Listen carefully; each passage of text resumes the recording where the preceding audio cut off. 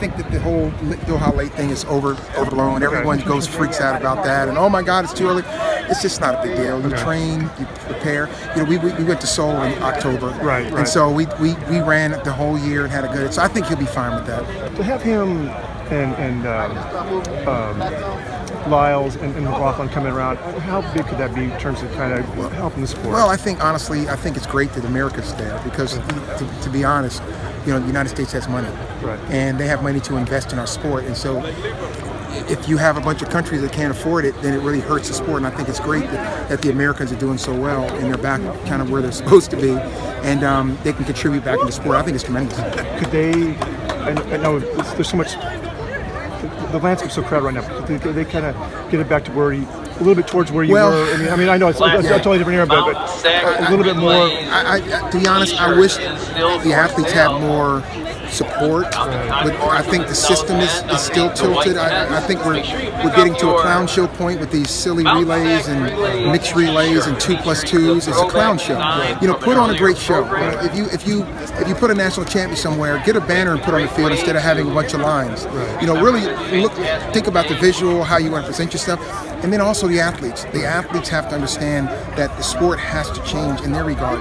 There are too many athletes, and we're not a professional sport, so they need to focus on a smaller group of athletes to have more success. It really needs to contract, to be honest, and build and focus on getting more meets, because that's the problem. There's no middle class, and what has to happen, there has to be a discussion.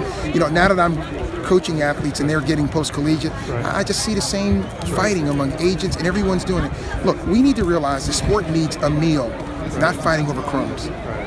That's this. And there's some great athletes that can do some great things. So I hope that there's a way that people can come and say, we need to start coming together, working with promoters, saying, we need more meets. We shouldn't be fighting over things. We've gone through this 10 or 12 years where the sport contracted, but we just had this false narrative that it was great. No, it contracted in the last 12 years.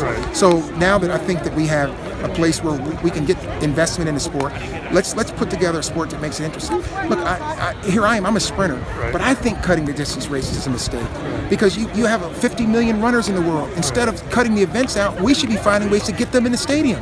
These are the kind of things we have to think about, and I hope that we rethink how we really want to market our sport. So when you ran at Mount Sac, money was flying around, people were betting, the crowds were hanging on the rail, and then you look around at this. Well, I think there's something to it. I mean, it's not there, it doesn't feel the same, and I think next year is going to be tremendous. I love Mount Sac. I competed here 16 times, and I've been back years and years, and I think it's going to be fine. Next year is going to be exciting. Nothing against here, because they've done a great job. But it's just, it's just like, it's going to be like Prefontaine this year. It's like, we're not home. So I just think that we have to realize that we can't keep the same path.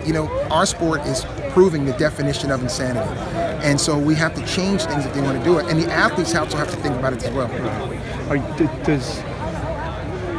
With Michael and Sydney and people like that, are you more optimistic than maybe you were a few years ago? Or we have a great relay team, not because I'm a great coach, because I don't believe that. We have a great system that I teach. If I was teaching a bad system, we'd be the U.S. team the last 12 years. So my point is that we can have all the greatest athletes and the greatest personalities and good looking. They understand social media. They're tremendous. But if we have a bad system, they cannot overcome it, and we're proving that. So we've got to change the system. Coach, should Rye be on the 4x4 in Doha? Oh, I'm not getting it all. You know better than that. Because I think there are so many fast quarter-milers here. I know. Let the stuff play out. Hey, Coach, I'm Ken Stone. Thanks, Carl. I'm in San Diego, but I'm also the famous Masters track guy. Okay. What is your interest in Masters track? Would you ever want to try it? I love Masters track. But it wasn't interesting for me, not because I don't like it. Number one, I don't have time to put in the time it takes to be excellent. And that's what they are. They're excellent. I saw Willie Galt today. I couldn't touch Willie right now.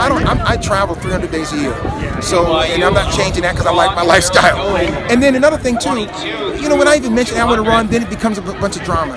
It should be about the people that want to be there, that are dedicating their time, that are putting in the energy. And so I love Masters. It's just not for me.